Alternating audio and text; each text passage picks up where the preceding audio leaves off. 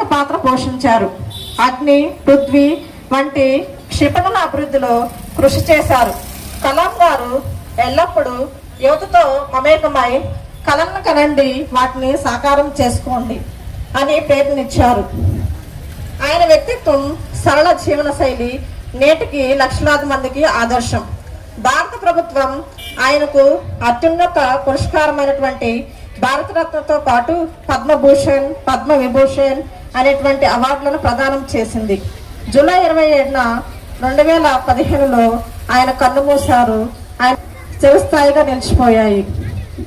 ఈ కారణం ఎంతో మంది శాస్త్రవేత్తలు, వారందరికీ నా ధన్యవాదాలు. అటువంటి వారిలో ఈరోజు ముందుగా మనం సర్ సివి రామన్ వారి గురించి తెలుసుకుందాం.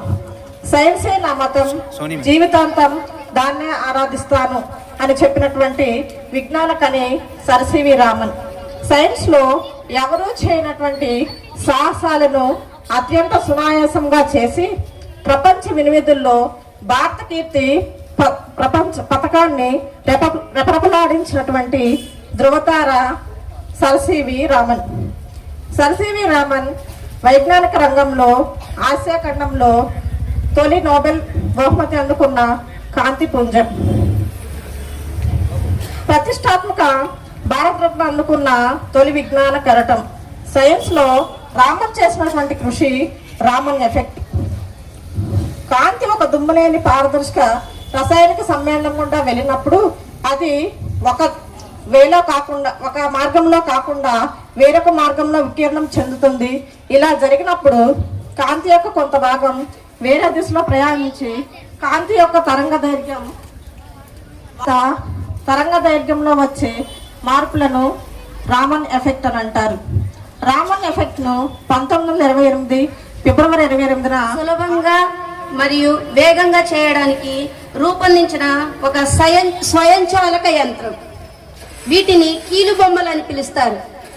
సెన్సార్లు, కృత్రిమ మేధస్సు, ఏఐ ద్వారా ఇవి పనిచేస్తాయి.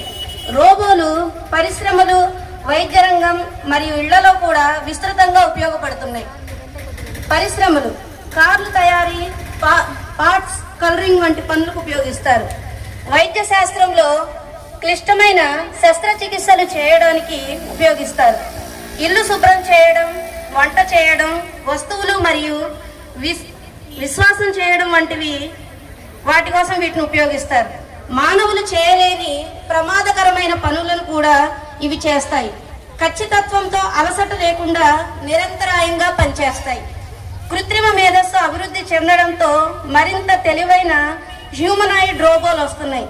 రోబోలు సాంకేతిక విప్లవంలో కీలక పాత్ర పోషిస్తూ మన జీవన శైలిని వేగంగా మారుస్తున్నాయి.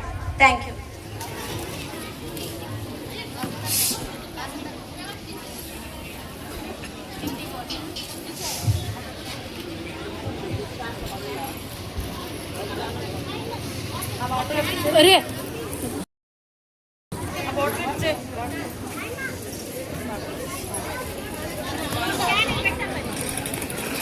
అందరికీ శుభోదయం. ముందు ఇక్కడికి విచ్చేసిన వారందరికీ జాతీయ సైన్స్ దినోత్సవ శుభాకాంక్షలు. గౌరవనీయులైన డాక్టర్ దిలీప్ గారికి, రెవరెండ్ సిస్టర్ జోస్లిన్ గారికి, జూబ్లీ స్కూల్ ప్రధానోపాధ్యాయులైన రెవరెండ్ సిస్టర్ లిన్సీ గారికి, జూబ్లీ స్కూల్ వైస్ ప్రిన్సిపల్ గారైన శ్రీ రాకేష్ సార్ గారికి, నాతోటి ఉపాధ్యాయులకు, విద్యార్థిని శైలిలో ముఖ్య పాత్ర వైద్యులు. వైద్యులు అంటే ఎవరు? డాక్టర్స్. ప్రపంచంలో అత్యంత గౌరవనీయమైన వ్యక్తులు ఎవరైనా ఉన్నారంటే వాళ్ళు డాక్టర్స్. వీరిని భూతల్లిపై ప్రత్యక్ష దైవాలని పిలుస్తారు. ప్రాణాపాయం నుండి రోగులకు చికిత్స అందిస్తూ నిరంతరము రాత్రింబవళ్ళు శ్రమిస్తూ మానవాళికి ప్రాణదానం చేసే అమూల్యమైన సేవకులు డాక్టర్స్. వైద్య వృత్తి అనేది కేవలం ఉద్యోగం కాదు, నిస్వార్థమైన సేవ మరియు అంకిత భావము కూడిన ఒక పవిత్రమైన బాధ్యత. వైద్యులు అనారోగ్యంతో బాధపడుతున్న ప్రజల పాలిట ఆశ్రయదాతలు. అమ్మ, నాన్న తరువాత ప్రాణాలు రక్షించే వ్యక్తులు ఎవరు? డాక్టర్స్. వైద్యులు రోగుల వ్యాధి లక్షణాలను అర్థం చేసుకొని సరైన పరీక్షలు చేసి వ్యాధిని నిర్ధారణ చేసి తమకు ఆకలి నిద్ర ఉన్న పట్టు కోసం నిరంతరము ఆసుపత్రులలో సేవలు అందిస్తారు. ప్రమాదాలు జరిగినప్పుడు, మహమ్మారులు వ్యాపించినప్పుడు తమ ప్రాణాలను పణంగా పెట్టి సేవ చేస్తూ ఉంటారు. వైద్యుల సేవలు సమాజానికి అత్యంత అవసరం. వీరిని గౌరవించడం మరియు వారి సేవలను గుర్తించడం మన బాధ్యత. ప్రజారోగ్యాన్ని మెరుగుపరుస్తూ ఆరోగ్యవంతమైన సమాజ స్థాపనలో వైద్యులు కీలక పాత్ర పోషిస్తూ ఉంటారు. నర్సులు ఆరోగ్య సంరక్షణలో నర్సులు కీలక పాత్ర పోషిస్తారు. నర్సులు ఎల్లప్పుడూ రోగులకు నిరంతరము సేవలు అందిస్తూ అంకిత భావంతో ప్రాణాలు రక్షిస్తారు. వైద్యులతో కలిసి రోగుల ప్రాథమిక అవసరాలు, మందుల పర్యవేక్షణ చూస్తుంటారు. కులం, మతం భేదం లేకుండా, పేద ధనిక తేడా లేకుండా నిరంతరము అంకిత భావంతో సేవ చేస్తుంటారు. మానవ సేవే మాధవ సేవ అన్న నినాదాన్ని నిజం చేస్తారు. కరోనా వంటి మహమ్మారి సమయంలో నిద్రలేని రాత్రులు గడిపి కంటికి కనపడని శత్రువుతో పోరాడి రోగుల ప్రాణాలను కాపాడారు.